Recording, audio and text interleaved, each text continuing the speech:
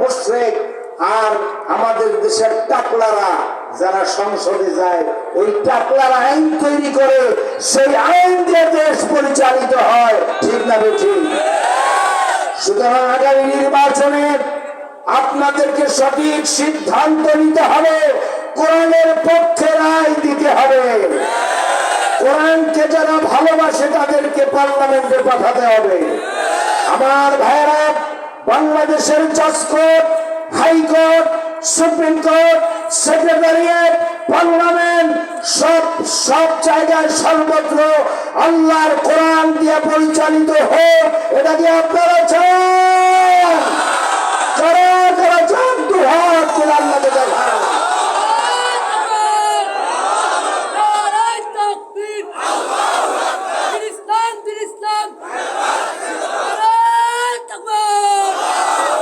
বলেন আলহামদুলিল্লাহ, আরো ধরে বলেন আলহামদুলিল্লাহ। আসুন সকলে আপনারা আমার সাথে পড়েন, আউযু বিল্লাহি মিনাশ শাইতানির রাজীম, বিসমিল্লাহির রাহমানির রাহিম। সূরা আলে ইমরান। কোন সূরা? এর 85 নম্বর আয়াত, ছোট্ট একখানা আয়াত আপনাদের সামনে আমি তেলাওয়াত করছি।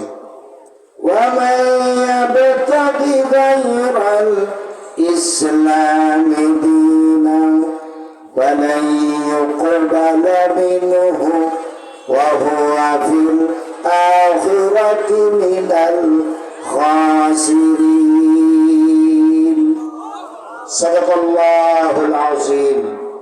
আল্লাহ তাআলা বলছেন, যে ব্যক্তি ইসলামকে বাদ দিয়ে মানুষের তৈরি করা তন্ত্র মন্ত্র বাদ এজামকে গ্রহণ করবে, অর্থাৎ ধর্মনিরপেক্ষ মতবাদ, জাতীয়তাবাদ, সমাজতন্ত্র, সাম্যবাদ, মানুষের তৈরি করা মতবাদ গ্রহণ করে যারা, আল্লাহ তাআলা বলছেন কখনোই, এখানে নফি তাকিদ বলান, যারা আরবি গ্রামার বুঝেন তারা বুঝতে পারবেন যে আল্লাহ তাআলা বলছেন কখনোই অ্যাকসেপ্টেবল হবে না, আল্লাহ তাআলার কাছে গ্রহণযোগ্য হবে না। কিয়ামতের দিন এটা ছুঁড়ে ফেলা হবে। ওয়াহুয়া ফিল আখিরাতি মিনাল খাসিরিন। আর কিয়ামতে আল্লাহর ইসলাম বাদ দিয়ে যারা মানুষের তৈরি করা তন্ত্র মন্ত্র বাদ এজামকে মেনেছে তারা হাসরের ময়দানে জাহান্নামী হবে, ক্ষতিগ্রস্ত হয়ে কিয়ামতের দিন তারা উঠবে। জোরে কর নাউযুবিল্লাহ। আমার ভাইরা, আমরা কি জাহান্নামের আগুন থেকে বাঁচতে চাই? আমরা কি জাহান্নামের আগুন থেকে বাঁচতে চাই? কে কে চাই? একটু হাত জাগান তো, আল্লাহর কুদরতি ক্যামেরায় ছবিগুলো উঠে যাক। আমরা কারা কারা জাহান্নামের আগুন থেকে বাঁচতে চাই? ইয়া আল্লাহ, ইয়া আল্লাহ। আজকের এই পবিত্র তাফসীরুল কোরআন মাহফিলে যারা যারা জাহান্নাম থেকে বাঁচতে চায় সকলে হাত উত্তোলন করেছে। আল্লাহ, আল্লাহ তাআলা আপনার কোরআনের ওসিলায় সকলকে জান্নাতি হিসেবে কবুল করে নেন। আল্লাহ আমাদেরকে জাহান্নামের আগুন থেকে বাঁচায় দেন। বলেন আল্লাহুম্মা আজিরনা মিনান নার, আল্লাহুম্মা আজিরনা মিনান নার। হাত নামান, আপনারা সকলেই সফল। আজকের শোনেন, আল্লাহ রাসূল বলেছেন, আল্লাহ রাসূল সাল্লাল্লাহু আলাইহি সাল্লাম বলেছেন, লিকুল্লি আরবাঈনা ওয়ালিয়ান, যে কোনো সমাবেশে 40 জন লোক যদি থাকে মুমিন মুসলমান, ওর ভিতরে একজন আল্লাহর ওলি বান্দা অবশ্যই থাকে। এখানে হয়তো শত শত আল্লাহর ওলি বান্দারা আছে, তাদের হাতের ওসিলায় আল্লাহ তাআলা আজকের আমাদের এই আকুতি কবুল করে নিয়েছেন ইনশাআল্লাহ। বলেন মাশাআল্লাহ। জাহান্নামের আগুন থেকে আমরা বাঁচতে চাই। ওই জাহান্নামের দিকে তাদেরকে নিয়ে যাওয়া হবে। আল্লাহকে অস্বীকার করলে, নবীকে অস্বীকার করলে, ইসলামকে অস্বীকার করলে, আল্লাহর নবীর নবুয়তকে অস্বীকার করলে তাদের জায়গা হবে জাহান্নাম।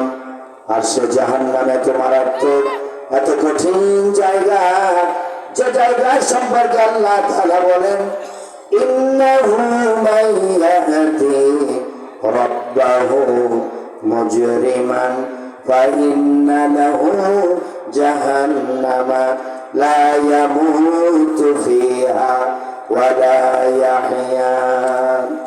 অপরাধী হয়ে গেলে আল্লাহর দরবারে উপস্থিত হবে, তার জন্য জাহান্নাম হবে। আল্লাহ পাক তাকে জাহান্নাম দিবেন। আর এই জাহান্নামে লোকটা যখন পড়ে যাবে, জাহান্নামের অবস্থা তখন এমন হবে লা ইয়ামুতু ফিহা ওয়া লা ইয়াহইয়া, সে বাঁচবেও না মরবেও না। এক কঠিন পরিস্থিতির সৃষ্টি হবে। যেরকম নাউজুবিল্লাহ। জাহান্নামে যারা যাবে এদের কোনো মৃত্যু আছে? আছে? জবাব দেন না কেন আপনারা? সকলে জবাব দেন। জাহান্নামে গেলে কোনো মৃত্যু আছে? জান্নাতে যারা যাবে তাদের কোনো মৃত্যু আছে? নাই। মৃত্যু হচ্ছে একবার। এই যে আমাদের সামনে প্রত্যেকের কুল্লু নাফসিন যায়িকাতুল মউত, every soul shall have test of death. প্রত্যেক প্রাণীকে মৃত্যুর স্বাদ গ্রহণ করতেই হবে। এই সামনে আমরা তো সবাই এখন জীবিত, আমাদের প্রত্যেকের সামনে মৃত্যু আমাদের জন্য অপেক্ষমান। আল্লাহ রাসূল বলেছেন আল মাউতু মিন ওয়ারাইনা, মৃত্যু তোমাদেরকে পিছন দিক থেকে দাঁড়িয়ে বেড়াচ্ছে। ওয়াল কবরু আমামানা, আর কবর তোমাদের সামনে মুখ হা করে আছে। দিনের পরে যেমন রাত আসে, অন্ধকারের উপরে যেমন আলো আসে, তেমনি জীবনের পরে মৃত্যু আসবে। দুনিয়ার সকল সমস্যার সমাধানের চেষ্টা চলে, কিন্তু মৃত্যুর সমস্যার কোনো সমাধান নাই। আছে? কথা বলেন। প্রতিদিন যে পৃথিবীর জন্য আমরা পাগল, যেই দুনিয়ার জন্য আমরা পাগল, সেই দুনিয়া প্রতিদিন আমাদেরকে ডেকে ডেকে বলে যে আল্লাহর বান্দা ও আব্দুর রহিম, আব্দুল করিম, আব্দুল সত্তার, তুমি কেন আমাকে এত বেশি ভালোবাসো? এই কথাটা বলে কে? শুনতে শুনতে এমন খেয়াল হয়ে যায়, বলতেই পারে না যে আমি কি বলছি। তাহলে এই শোনার কি মূল্য আছে? এজন্য আমি একটু টেস্ট করলাম। মানে হে আব্দুল সত্তার, হে আব্দুল করিম, হে আব্দুল রহিম, তুমি আমাকে এত কেন বেশি ভালোবাসো? এই কথাটা কে বলে? দুনিয়া বলে। মাশাআল্লাহ, আপনারা শুনতে পাচ্ছেন এবং বুঝতেছেন, আলহামদুলিল্লাহ বলেন। এখানে স্টেজে এই সাইডের এটা কি আওয়াজ বাজে না? আচ্ছা, তাহলে আমি স্টেজ থেকে কোনো সাড়া পাই নাই। আমার ভাইয়েরা, দুনিয়া বলে তুমি কেন এত বেশি ভালোবাসো আমাকে? আমি তো তোমাকে এত বেশি ভালোবাসি না, তোমার চাইতে আরো বহু সুন্দর সুন্দর চেহারার মানুষ আমাকে ভালোবাসতো, আমাকে ধরে আগলে ধরে থাকতে চেয়েছে। এই পৃথিবীর বুকে আমি কাউকে ধরে রাখতে পারি নাই, তোমাকেও ধরে রাখতে পারবো না। তোমাকেও চলে যেতে হবে ওই অন্ধকার কবরে। এই পৃথিবীর কত রাজা, কত বাদশাহ, কত শাহনশাহ এই পৃথিবীর বুকে ছিল, যাদের ধমকে এই পৃথিবী থর থর করে কেঁপে উঠত, যাদের বাড়িঘর, যাদের বিল্ডিং, যাদের ইমারত অনেক সুন্দর সুন্দর ছিল। কিন্তু আজকের এই রাজা বাদশারা, ওই নেতা নেত্রীরা অন্ধকার কবরে মাটির বিছানায় তারা শোয়া আছে। তাদের কবরের উপরে উঠে, তাদের কবরের উপরে উঠে গরু ছাগলে ঘাস খায়, কিন্তু কবর থেকে উঠে গরু ছাগল তাড়ানোর শক্তিটুকু তাদের নাই। ঠিক না ঠিক? সুতরাং এগুলা বোঝার ব্যাপার, বুঝতে হবে। আমার ভাইয়েরা, মৃত্যুর মুখোমুখি আমাদের সকলকেই হতে হবে। আমার ভাইয়েরা, আল্লাহ তাআলা তার রাসূলকে উদ্দেশ্য করে বলেছেন ওয়ামা জাআলনা লিবাশারিন মিন ক্বাবলিকাল খুলদ, হে নবী আপনার পূর্বে এই পৃথিবীতে আমি কাউকে চিরস্থায়ী করি নাই। হে নবী আপনার পূর্বে এই পৃথিবীতে আমি কাউকে চিরস্থায়ী করি নাই, সুতরাং আপনাকেও করব না। কথাটা খা, এই কথাটা খা। এই জীবন জীবন নয়, এই জলজন্ত দেহ, এই আনন্দ ভরা চেহারা, এই কলকাপুরি হাসি ভরা প্রাণ যা আমাদেরকে প্রদান করা হয়েছে, যা কখনোই চিরকাল থাকবে না, মৃত্যুবরণ করতেই হবে। মৃত্যুর ঘাটি অতিক্রম করার পর আমাদেরকে আর একটা জীবন লাভ করতে হবে। সেই জীবন নিয়ে জীবনদাতার দরবারে হাজির হতে হবে এবং আমরা দুনিয়ার জীবনে যা করেছি তার হিসাব দিতেই হবে, কর্মফল পেতেই হবে। জোরগান ঠিক না বেঠি? সুতরাং মৃত্যুর ব্যাপারে নিশ্চিত থাকুন, প্রত্যেকের জীবনে একবার মৃত্যু আসবে কি আসবে না?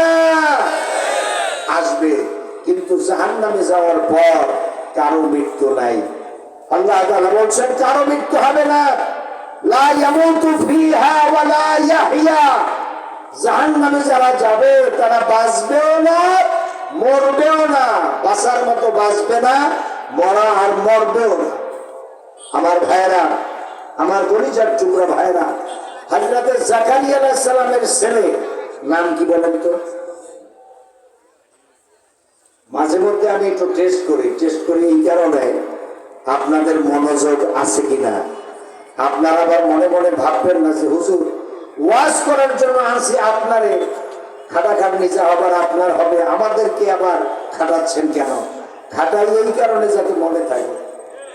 হযরতে জাকারিয়া আলাইহিস সালামের ছেলের নাম কি?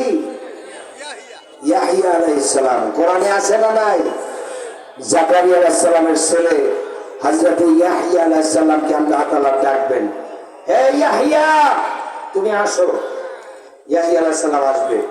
জান্নাত এবং জাহান্নাম এর মাঝখানে মৃত্যুকে একটা দুম্বার আকারে হাজির করা হবে।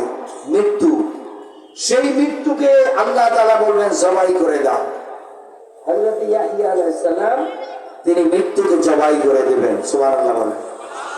এরপরে ডেকে ডেকে বলা হবে, ও জান্নাতীরা, কি মৃত্যু কি জবাই করা হবে? জান্নাতীরা বুঝতে পারবে, তারা বলবে আল্লাহ তাআলা মৃত্যুকে জবাই করে দেওয়া হয়েছে। তখন আল্লাহ তাআলা বলবেন, তোমরা যারা জান্নাতে এসেছো তোমরা সফল কাম, তোমরা এখানে চিরস্থায়ী বসবাস করো। আর জাহান্নামীদেরকে প্রশ্ন করা হবে, বলা হবে, ও জাহান্নামীরা কি জবাই করা হলো? সমস্ত জাহান্নামীরা বলবে আল্লাহ তাআলা মৃত্যুকে তো জবাই করে দেওয়া হয়েছে। তখন আল্লাহ তাআলা বলবেন, এইবারে ঢাকনা দিয়ে দেওয়া হবে, জাহান্নাম আটকায় দেওয়া হবে, বলা হবে এখন এই জাহান্নামে চিরস্থায়ী তোমরা অবস্থান করো। জোরে বলেন নাউজুবিল্লাহ। ওই জাহান্নাম হচ্ছে এত মারাত্মক, নারুল্লাহিল মুকাদাতুল্লাতী তাত্তালিউ আলাল আফইদা। জাহান্নামের প্রচন্ড আওয়াজ, আগুন উৎক্ষিপ্ত হয়ে তাদের কলিজা পর্যন্ত স্পর্শ করবে আগুনের তাপ। আর এদের পাহারায় রাখা হবে, ইন্নাহা আলাইহিম মুসাদাতুন ফি আমাদিন মুমাদ্দাদা। আর এদের পাহারায় রাখা হবে নির্মম কঠোর ব্যবহার, কর্কশ আওয়াজ, কর্কশ ভাষী এই ধরনের ফেরেশতাদেরকে রাখা হবে। যেরকম নাউজুবিল্লাহ। আমার ভাইরা, জাহান্নাম হচ্ছে একটা ফাঁদ, সে ফাঁদ পেতে বসে আছে। ওয়ালা জাহান্নামা তারিকুনা, আল্লাহর নবী বলেছেন কিয়ামতের দিন তোমাদেরকে সিরাতের রাস্তা পার হতেই হবে।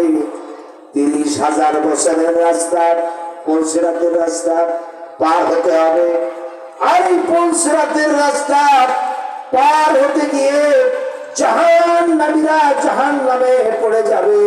কারণ আল্লাহর নবী বলেছেন ওয়ালা জাহান্নামা তারিকুনা, জাহান্নামের উপর হলো পুল সিরাতের রাস্তা। কান সুবহানাল্লাহ।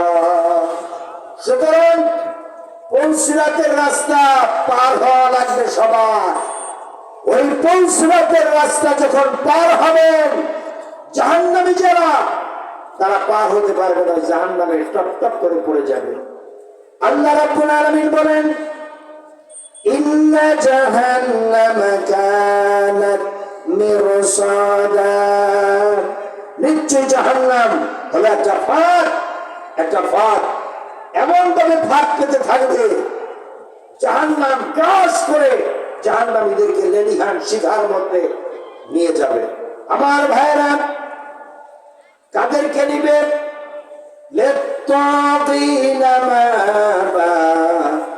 যারা তাগুত, যারা আল্লাহর সাথে সীমা লঙ্ঘন করেছে, তাদেরকে ওই জাহান্নামে নেওয়া হবে। আমরা যদি আল্লাহর কোরআনকে যদি না মানি, কোরআনের আইনকে বৃদ্ধাঙ্গুলি দেখিয়ে মানুষের তৈরি করা আইন এস্টাবলিশ করার জন্য যদি চেষ্টা করি, ফিরআউনের সাথে আমাদের হাসর নসিব হবে। আর আমাদেরকে তাগুত হিসাবে, সীমা লঙ্ঘনকারী হিসাবে হাসরের ময়দানে উঠতে হবে। জোরে কোন নাউজুবিল্লাহ। এই পৃথিবীতে সবচেয়ে বড় তাগুত হচ্ছে মিস্টার ফিরআউন।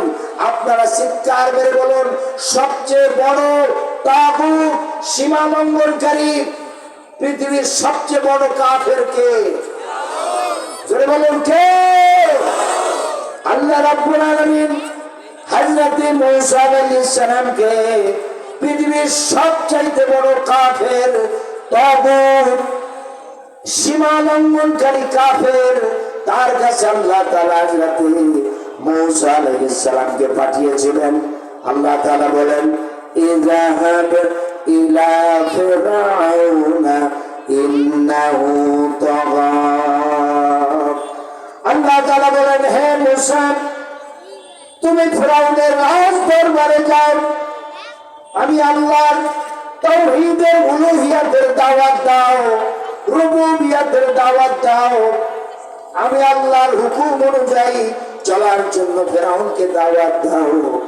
হযরত মূসা আলাইহিস সালাম বললেন, আল্লাহ তাআলা, আমার একা একা যেতে একটু ভয় ভয় লাগতেছে, কারণ ফিরআউনের 10 লক্ষ সৈন্য, মন্ত্রী পরিষদের সদস্য, এমপিরা আছে, অনেক রাজ দরবার, একা একা একটু ভয় লাগতেছে। আল্লাহ তাআলা, আপনি আমার বড় ভাই হযরত হারুনকে আপনি নবী বানিয়ে আমার সাথী করে দেন। সুবহানাল্লাহ বলেন। হযরত মূসা আলাইহিস সালাম আল্লাহ রাব্বুল আলামিনের এমন আদরের নবী ছিলেন, যার কথা মতো আল্লাহ তাআলা তার আপন ভাইকে নবুয়ত দান করেছিলেন, নবী বানিয়েছিলেন। সুবহানাল্লাহ। হযরত হারুন আলাইহিস সালামকে নিয়ে, হযরত হারুন আলাইহিস সালামকে নিয়ে মূসা আলাইহিস সালাম যখন রাজ দরবারে গেলেন, গিয়া বললেন, হে ফিরআউন, এক আল্লাহর উপরে ঈমান আনো, তিনি ছাড়া কোনো ইলাহ নাই, আইনদাতা নাই, বিধানদাতা নাই, শাসনকর্তা নাই। আইনদাতা, বিধানদাতা, শাসনকর্তা কে? আসতে বললে হবে না কে? হযরত মূসা আলাইহিস সালাম বললেন, হে ফিরআউন, আল্লাহকে আইনদাতা, বিধানদাতা, শাসনকর্তা হিসাবে মেনে নাও। তখন ফিরআউন বলল, হে মূসা, মা আলিমতু মিন ইলাহিন গায়রু, আমি ছাড়া আর কোন ইলাহ, ইলাহ মানে আইনদাতা, বিধানদাতা, শাসনকর্তা। তো ফিরআউন বলল, আমি ছাড়া আর কোন ইলাহ আছে বলে তো আমার জানা নাই। কত বড় শয়তান, চিন্তা করছেন? ফিরআউন বলতেছে, আমি ছাড়া আর কোন ইলাহ আছে বলে জানা নাই। এই যে দেখেন, আমরা জিকির করি, কি জিকির করি? লা ইলাহা ইল্লাল্লাহ। সকলে পড়েন, লা ইলাহা ইল্লাল্লাহ, লা ইলাহা ইল্লাল্লাহ। এই জিকির করি কিনা? এর অর্থ তো জানি না। আপনাদেরকে প্রশ্ন করলে আপনারা বলবেন, আল্লাহ ছাড়া কোনো মাবুদ নাই। আর যদি আরেকটু ভালো করে বলেন আল্লাহ ছাড়া কোনো ইলাহ নাই, এতটুকু। কিন্তু ইলাহ শব্দের অর্থ যদি জিজ্ঞেস করা হয়, ইলাহ শব্দের অর্থ যদি জিজ্ঞেস করা হয় যে লা ইলাহা এর অর্থ কি, তখন আপনারা বলতে পারবেন না। ইলাহ শব্দের অর্থ আমাদের দেশের 99% মুসলমানরা জানে না। জানে না বলি স্বাধীনতার পর থেকে এদেশে যারাই শাসন করছে, এই দেশ যারা শাসন করেছে এরা কি হিন্দু ছিল? দুই একজনে কইল না, বাকিরা চুপ করে আছে। স্বাধীনতার পর থেকে আজ পর্যন্ত যারা দেশ পরিচালনা করেছে এরা কি হিন্দু? এরা কি খ্রিস্টান? এরা কি ইহুদি? এরা কি মজুসি? এরা কি নামধারী? এরা নামধারী। আর আমরা যারা ভোট দিয়েছি আমরা কি হিন্দু? আমরা কি বৌদ্ধ? আমরা কি খ্রিস্টান? আমরা কি ইহুদি? আমরা কি খালি মুসলমান না? আমরা নামধারী মুসলমান। কারণ হচ্ছে লা ইলাহা, লা ইলাহা এর অর্থ আমরা জানি না। লা ইলাহা মানে আল্লাহ ছাড়া কোনো আইনদাতা নাই, আল্লাহ ছাড়া কোনো বিধানদাতা নাই, আল্লাহ ছাড়া কোনো শাসনকর্তা। আমাদের দেশ যারা বিগত দিনে পরিচালনা করেছে এরা কি আল্লাহর আইন দিয়ে পরিচালনা করছে? আল্লাহর বিধান দিয়ে পরিচালনা করেছে? করে নাই। এদেরকে আমরা ভোট দিলাম কেন? এদেরকে এই স্বাধীনতার পর থেকে 53 বছর আমরা যাদেরকে ভোট দিয়েছি, সমর্থন করেছি, এরা তো আল্লাহর কোরআনের আইন দিয়ে বিচার ফয়সালা করে। তাহলে ফেরাউন আর আমাদের ভিতরে পার্থক্যটা কি? কি পার্থক্য বলেন আপনি? ফেরাউন বলল মা আলিমতু মিন ইলাহিন গায়রু, আমি ছাড়া আর কোন ইলাহ, কোন আইনদাতা, বিধানদাতা, শাসনকর্তা আছে বলে আমার জানা নাই। হযরত মূসা আলাইহিস সালাম বললেন, হে ফেরাউন, তুই আবার কিসের আইনদাতা, বিধানদাতা, শাসনকর্তা, কিসের ইলাহ? ইলাহ হচ্ছেন একমাত্র আল্লাহ। ইলাকে রব হচ্ছেন একমাত্র আল্লাহ। তিনি ছাড়া কোনো ইলাহ নাই, কোন আইনদাতা নাই, বিধানদাতা নাই, শাসনকর্তা নাই। তখন ফেরাউন বলল, হে মূসা, আমার তো অনেক ক্ষমতা আছে, তোমার আল্লাহর কি ক্ষমতা আছে? তখন হযরত মূসা আলাইহিস সালাম বললেন, ও ফেরাউন, আমার আল্লাহরই তো সব ক্ষমতা, সমস্ত ক্ষমতার মালিক হচ্ছেন আমার আল্লাহ। সমস্ত ক্ষমতার মালিক কে? আর আমাদের নেতা নেত্রীরা আমাদেরকে শিখায় ক্ষমতার উৎস জনগণ। ভাই আপনারা কথা বলেন না কেন? এটা কি সত্য না মিথ্যা? এই যে সামনে নির্বাচন আসতেছে, এই নির্বাচনে দেখবেন অনেক নেতা নেত্রী আপনাদের সামনে এসে আপনাদেরকে ডানলপ টায়ার বানানোর জন্য তারা হাওয়া দিবে, বলবে যে সমস্ত ক্ষমতার উৎস জনগণ। আপনারা কি এটা বিশ্বাস করেন? আপনারা যদি এটা বিশ্বাস করেন, সঙ্গে সঙ্গে আপনি কাফের হয়ে যাবেন। সমস্ত ক্ষমতার মালিক কে? আন্নাল কুওয়াতা লিল্লাহি জামিআ। সমস্ত ক্ষমতার একচ্ছত্র মালিকানা কার? আরো জোরে বলুন কার? তো ফেরাউনকে বলল, আমি ফেরাউনকে দেখে আসছি ভাই, আমার 7 ভাই বোন, আমরা এই 7 ভাই বোনের ভিতরে আমার 5 ভাই বোনই মিশরে থাকে, কায়রোতে। ও কায়রোর সিটিতে আমাদের ওখানে ফ্ল্যাট আছে, বাড়ি আছে, আলহামদুলিল্লাহ। তো মিশরে আমাদেরকে যেতে হয়, যেহেতু ফ্যামিলি, আমার মা বাবাও দেখা যায় বছরের 6 মাস 8 মাস মিশরে থাকে। তো মিশরে যেহেতু যেতে হয়, আর মিশরের সাথে আমাদের আত্মীয়তা আছে।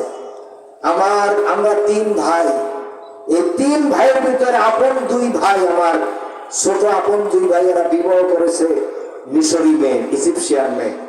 আর আমার মেজো বোন বিবাহ দিয়েছি মিশরি ইজিপশিয়ান ছেলের কাছে। তো মিশরের সাথে আমাদের আত্মীয়তার বন্ধন আছে। তো আমি মিশরে ফেরাউনকে যখন দেখতে গেলাম, তাহরির স্কয়ারের পাশে ন্যাশনাল মিউজিয়াম জাদুঘর, সেখানে দেখতে গেলাম। তো ন্যাশনাল মিউজিয়ামে জাদুঘরে ঢোকার পরে অনেক কিছু আল্লাহ দেখার সুযোগ করে দিয়েছেন, আলহামদুলিল্লাহ। হযরতে ইউসুফ আলাইহিস সালাম তো মিশরের কি ছিলেন? প্রথমে অর্থমন্ত্রী ছিলেন, পরে প্রেসিডেন্ট হয়েছিলেন হযরত ইউসুফ আলাইহিস সালাম। ইউসুফ আলাইহিস সালামের ব্যবহৃত খাট পালঙ্ক এবং অনেক কিছু সেখানে এখনো আছে। কথা বলেন না কেন? মুসা আলাইহিস সালামের জামানার যে কারুন, সেই কারুনের বহায়রা কারুন যেখানে গারদ করে দিয়েছেন আল্লাহ তাআলা কারুনকে, অর্থাৎ কারুন সে তো সংক্ষেপে বলি, কোরআনে ঘটনা আছে যে একটা মহিলা, একজন বেশ্যা মহিলাকে ঠিক করছিল মুসা আলাইহিস সালামের বিরুদ্ধে সাক্ষী দেওয়ার জন্য। অর্থাৎ মুসা আলাইহিস সালাম সে একজন ধর্ষণকারী, নাউজুবিল্লাহ। এইটা প্রমাণ করার জন্য কারণ সে একজন মহিলা ভাড়া করেছিল, ভাড়া। তো মুসা আলাইহিস সালাম যখন বক্তৃতা করছিলেন এরকম মঞ্চে, তখন কারুনও ওই মঞ্চে ছিল। 5 লাখ টাকা আগে একবার দিয়ে রাখছিল ওই মহিলারে। আর ঘোষণা দেওয়ার পরে ওই ওয়াজের সময় দাঁড়াই বলবে যে মুসার কথা আপনারা শুনিয়েন না, মুসা একজন ভণ্ড, নাউজুবিল্লাহ, সে আমার সাথে প্রতি রাত্রে জেনা করে। এই কথাটা শিখাই দিয়েছিল কারুন। তো এখন স্টেজে বসে কারুন বারবার ইশারা দিচ্ছিল ওই মহিলাকে যে ওঠ, তাড়াতাড়ি উঠে বল। আর ওই মহিলা আর বলতেছিল না। সে চিন্তা করলো তো কোনোদিন মুসা আলাইহিস সালামের ওয়াজে আসে নাই। মুসা আলাইহিস সালাম ওই যে ছোট্টবেলায় আগুনের আংটা, ওই যে ফেরাউন পরীক্ষা করেছিল যে মুসা আলাইহিস সালাম তো ফেরাউনের গাল পাশে টাস করে থাপ্পড় লাগাইছিল ছোট্ট অবস্থায়। তখন বিবি আসিয়া মুসা আলাইহিস সালামকে মেরে ফেলবে ফেরাউন। তখন বিবি আসিয়া বসে, তো বাচ্চা মানুষ ও কি আর বোঝে, ও তো কিচ্ছু বোঝে না, ভালো মন্দ কিছু বোঝে না। তখন ফেরাউন বলল, তুমি বলছো বোঝে না, তাহলে আমার গাল পাছাইয়া এমন জোরে থাপ্পড় মেরেছে আমার গাল এখনো চলে। তখন বিবি আসিয়া বললেন যে দেখেন, তাহলে পরীক্ষা করেন, ও কিচ্ছু বোঝে না। আগুন রাখেন একটা পেয়ালায়, আগুনের আংটা, আর একটা পেয়ালায় স্বর্ণের টুকরা রাখেন, দেখেন মুসা, এই শিশু মুসাও কি ধরে। ও যদি আগুন ধরে তাহলে তো বুঝবেন যে ও বোঝে না কিছু, আর যদি স্বর্ণ ধরে তাহলে তো বুঝবেন যে আসলে বুঝে শুনি থাপ্পড়টা মারছে। আসলে তো মুসা আলাইহিস সালাম ছোট্ট হইলে কাজ হবে কি, সে তো আল্লাহর মনোনীত পয়গম্বর, ওই ছোট্ট অবস্থায় তো সবকিছু বুঝতেন, বুঝে শুনে থাপ্পড়টা মারছিল। সুবহানাল্লাহ বলেন। তো পরীক্ষা করার সময় মুসা আলাইহিস সালামের হাত যাচ্ছিল কিন্তু স্বর্ণের টুকরার দিকে, কিন্তু আল্লাহ তাআলা মুসা আলাইহিস সালামের হাতটা নিয়ে ধরাইছে কোথায়? আগুনের আংটা। বাচ্চারা দেখেন কিছু ধরি সাথে সাথে মুখে দেয়। বাচ্চাদের স্বভাব কি করে, ধরলে এবার কি করে, মুখে দেয়। আগুন ধরছে তো ধরছে, ধরে আবার সাথে সাথে মুখে দিয়েছে। দেওয়ার পরে মুসা আলাইহিস সালামের জিহ্বা একটু পুড়ে গিয়েছিল, যার কারণে সারাটা জীবন মুসা আলাইহিস সালাম একটু তুতলাই কথা বলতেন। কিন্তু তাওরাত কিতাব যখন তিনি আলোচনা করতেন, রিসাইটেশন করতেন, পড়তেন, তেলাওয়াত করতেন, কোনো তুতলামি থাকতো না। সুবহানাল্লাহ। আল্লাহ তাআলা শিখিয়ে দিয়েছিলেন, রব্বি শরহ লি সাদরি ওয়া ইয়াসসির লি আমরি ওয়াহলুল উকদাতাম মিন লিসানি ইয়াফকাহু কওলি। এই দোয়া শিখিয়ে দিয়েছেন মুসা আলাইহিস সালামকে। আমার ভাইরা, তো কারণ ওই মহিলাকে বারবার ইশারা দিচ্ছে, ও মুসার বিরুদ্ধে উঠে দাঁড়াইয়া এই তোহমত দে, কিন্তু ওই মহিলার উঠতেছিল না। মুসা আলাইহিস সালামের ওয়াজ শুনতে শুনতে বিমোহিত হয়ে গেল, ওই মহিলার উঠতেছিল না। শেষ পর্যন্ত কারণ স্টেজ থেকে নেমে হাঁটতে হাঁটতে ওই মহিলার কাছে গিয়ে বসছে। বৈশা আঙ্গুল দিয়ে কিছুক্ষণ যায়, ওই মহিলার পেট পাশে একটা গুঁতো মারে, আবার কিছুক্ষণ যায় মহিলার পেটে একটা গুঁতো দেয়, ও তাড়াতাড়ি সাক্ষী দে, তোরা না 5 লাখ টাকা অ্যাডভান্স দিছি আর 5 লাখ টাকা দেবো, তাড়াতাড়ি ওর। মহিলা বিরক্ত হইয়া শেষ পর্যন্ত উঠে দাঁড়াইছে, দাঁড়িয়ে বলেছে, ভাইয়েরা আমার, বোনেরা আমার, এই যে কারণ, ও প্রতিদিন রাতে আমার কাছে যায় আর মিথ্যা কথা মুসা আলাইহিস সালামের বিরুদ্ধে বলার জন্য আমার শিখাই দিছে, 5 লাখ টাকা অ্যাডভান্স দিছে, আরো 5 লাখ টাকা দেবে। এই কথা বলার পর মুসা আলাইহিস সালাম ছিলেন রাগী নবী। মুসা আলাইহিস সালাম নবীদের ভিতরে সবচেয়ে রাগী নবী ছিলেন হযরতে মুসা আলাইহিস সালাম। যখনই এই কথা মহিলা বলল, সাথে সাথে মুসা আলাইহিস সালাম বললেন, হে মাটি, এই কারুনের ধর। কারুনের কি কর? এগুলা কিন্তু মোল্লা মৌলবীদের আজগুবি কেচ্চা পাহে, এটা গাজী গালুর কেচ্চা না, কোরআনে আছে। মুসা আলাইহিস সালাম বললেন, হে মাটি, এই কারুনের ধর। তো কারুনকে মাটিতে এমন ধরা ধরছে, প্রতিদিন সে নিচে, মাটির নিচে গারদ হচ্ছে। যেখানে গারদ হচ্ছে ওই মিশরে ওই জায়গাটা এখনো আছে, আপনারা যদি যান দেখে আসবেন। ওখানে একটা বিশাল একটা জলাশয়ের মতো হয়ে গেছে, জলাশয়। প্রতিদিন ওই যে কারণ যখন নিচে দেবে যায়, ফেরেশতারা যখন আরে ঘেড়ি ধরে নিচে দাবাই দেয়, তখন একটা ভল্লার করে একটা ওঠে, কি জানি কয়, বাতাসের মতো। হ্যাঁ, পানির ভিতর থেকে এরকম বড় ধরনের একটা বাতাসের মতো ওঠে। প্রতিদিন একবার, কয়বার? কথা বলে না, একবার। এগুলো মিশরে আছে। আমি এগুলো হচ্ছে নিদর্শন।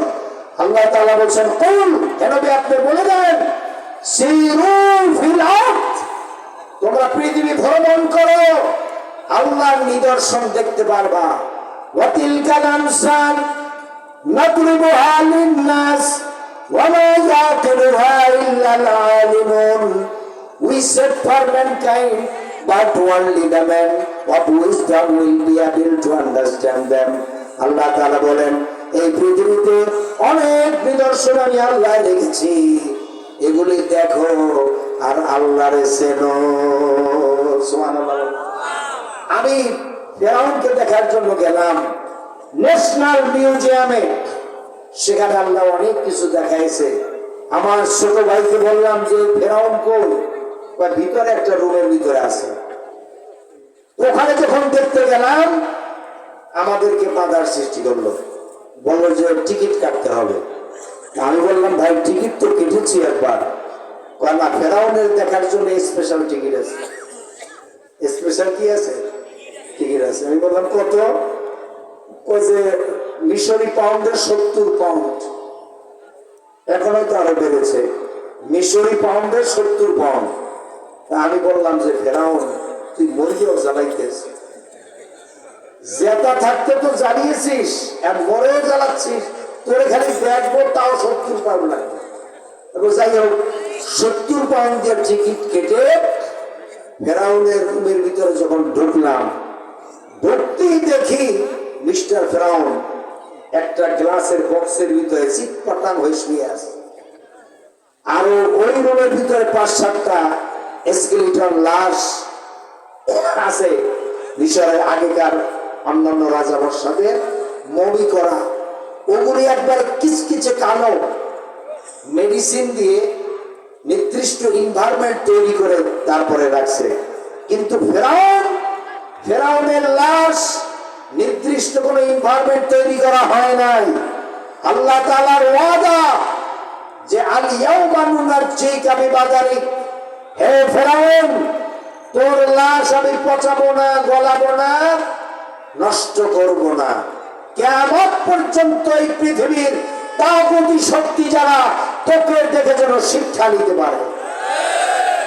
তো ফেরাউনের নখ, হাতের নখ, এই হাতের পশম টসম, মাথার চুল, টাক মাথা ছিল, এই পর্যন্ত চুল নাই। মাথার প্রথম দিক থেকে পিছনের দিকে চুল আছে, পিছনের অংশে চুল আছে, সামনের অংশে চুল নাই। এই যে গলা থেকে হাঁটু পর্যন্ত একটা সাদা কাপড় দিয়ে ঢাকা, সাদা কাপড় দিয়ে। তো আমি ফেরাউনের গ্লাসের বক্সের ভিতরে তো একেবারে পাশে গিয়ে দাঁড়ালাম, এক বিঘত কাছে, অর্ধ হাত কাছে গিয়ে দাঁড়ালাম। দাঁড়িয়ে বলছে যে ফেরাউন, তোর নাকে, বাংলায় বলছে যে তোর নাকের ডগায় যদি একটা মাছিও পড়ে, সেই মাছি দাঁড়ানোর শক্তিও তোর নাই, অথচ তুই পাল্লা দিয়ে আল্লাহর সাথে খোদাই দাবি করেছিস, পাল্লা দিয়ে খোদাই দাবি করেছিস, তোর কি ক্ষমতা আছে? এই কথা আমি বাংলায় আসছে মতো ফেরাউনের কাঁদাইছি। এখন দূর থেকে যারা সাদা চামড়ার লোক, হাফ প্যান্ট পরা, ওরা আমার চিল্লাচিল্লি শুনে দাঁড়াইয়া আমার দিকে তাকাই আছে। আর এরা তো ইংরেজি ভাষাভাষীর লোক, বাংলা তো আর বোঝে না। আমি বাংলায় আচ্ছা মতো ফেরাউনের গাড়াইছি। আমার ভাইয়েরা, এই ফেরাউন মুসা আলাইহিস সালামকে বলল যে মুসা, তোমার কাছে কি ক্ষমতা আছে? আল্লাহ তোমার কি ক্ষমতা দিয়েছে? হযরত মুসা আলাইহিস সালাম বললেন, ফেরাউন, আল্লাহ রাব্বুল আলামিন আমাকে কোনো ক্ষমতা দেন নাই, আমাকে দিয়েছেন মুজিজা। ফেরাউন বলল, কি মুজিজা? মুসা আলাইহিস সালাম নিজের ডান হাতটা মুষ্টিবদ্ধ করে বাম হাতের বগলের নিচে কিছুক্ষণ রাখলেন, এরপরে বের করলেন। বের করার সঙ্গে সঙ্গে মুসা আলাইহিস সালামের হাতটা, এই যে পাওয়ারফুল লাইট দেখতে পাচ্ছেন, এইরকম এর চাইতে পাওয়ারফুল আলো ঝলকানির মাধ্যমে মুসা আলাইহিস সালামের হাত থেকে বেরিয়ে গেল। মুসা আলাইহিস সালাম, কোরআনে আছে, মুসা আলাইহিস সালামের হাত একেবারে লাইটের মতো জ্বলজ্বল করতেছিল। আকাশে বিজলি চমকাইলে যেরকম একেবারে দুনিয়া চমকায় ওঠে, ফর্সা হয়ে যায় রাতের অন্ধকারে, ওরকম ফেরাউনের রাজ দরবার হঠাৎ করে আলোর এক ঝলকানি বেরিয়ে গেল। সুবহানাল্লাহ বলেন। ফেরাউন লাফ দিয়ে উঠছে, আর তার মন্ত্রী পরিষদের সদস্যরা ভয় পেয়ে গেল। ফেরাউন বলল, মুসা মস্ত বড় জাদুকর। হযরত মুসা আলাইহিস সালাম বললেন, ও ফেরাউন, আমি জাদুকর নই, আমি হচ্ছি আল্লাহর পয়গম্বর। হযরত মুসা আলাইহিস সালাম বললেন, পয়গম্বর। ফেরাউন মানল না, সে জাদুকরদেরকে খবর দিল। সে বলল, মুসা আমাদেরকে ভয় দেখিয়েছে, সুতরাং মুসাকে জাদু মন্ত্রপুত করে বাঘ, সাপ, সিংহ তৈরি করে তাকে ভয় দেখাতে হবে। আমার ভাইয়েরা, জাদুকরদেরকে খবর দিল। জাদুকরেরা আসলো, একজন জাদুকর অনেকগুলি রশি দড়ি নিয়ে আসলো। জাদু মন্ত্রপুত করে বাঘ, সাপ, সিংহ তৈরি করলো। সেগুলি যখন মুসা আলাইহিস সালামের দিকে ধেয়ে আসতেছিল, হযরত মুসা আলাইহিস সালাম একটু চমকে উঠলেন। আল্লাহ রাব্বুল আলামিন ধমক দিলেন। আল্লাহ রাব্বুল আলামিন বললেন, ও মুসা, কোন ভয় তুমি অন্তরে জায়গা দিও না, তুমি একথা মনে করো না, একটা প্রতিষ্ঠিত গভর্নমেন্টের বিরুদ্ধে ময়দানে নামাইয়া ও মুসা তোমাকে একা আমি ছেড়ে দেই নাই, আমি রব্বুল আলামিন তোমার সাথে আছি।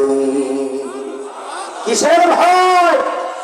ও মুসা, কোনো ভয় নাই, মুমিনদের সাথে আছেন কে?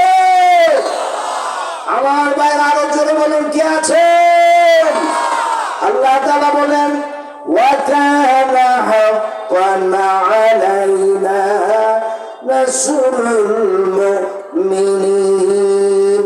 মুমিনদেরকে সাহায্য করা আমি আল্লাহর জন্য হক, আমি আল্লাহর দায়িত্ব। যেরকম সুবহানাল্লাহ।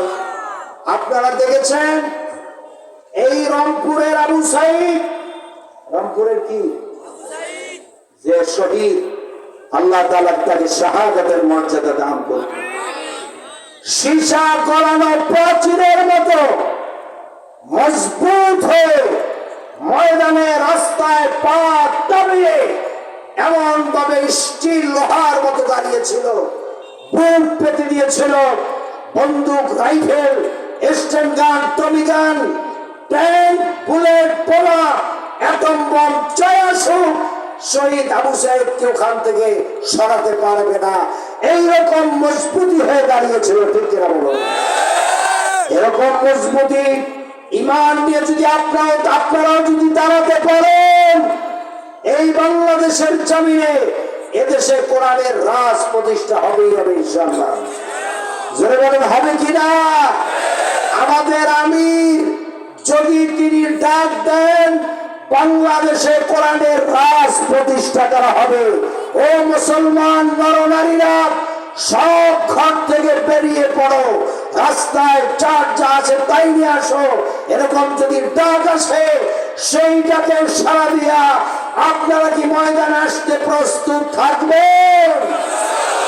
কাফনের কাফন মাথায় চড়িয়ে আল্লাহর দিনকে, কোরআনের রাজ, কোরআনের পার্লামেন্ট তৈরি করার জন্য কারা কারা প্রস্তুতি নিয়ে ময়দানে রক্ত নিয়ে রক্ত দেওয়ার জন্য ময়দানে অবতীর্ণ হবেন, আপনাদের দুহাত আল্লাহর কাছে দেখতে চাই।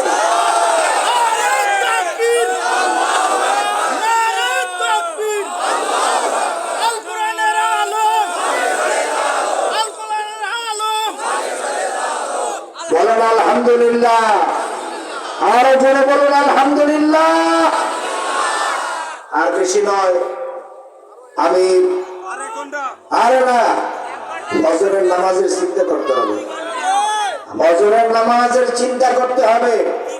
ঠিক আছে, আপনাদের অনুরোধে আর সর্বোচ্চ 15 মিনিট, কিন্তু কেউ যদি ওঠা বসা করে, আপনাদের কাছে আপনাদেরকে নিয়ে যে ওয়াদা করেছিলাম 12টা, সেই 12টা ক্রস করেছে।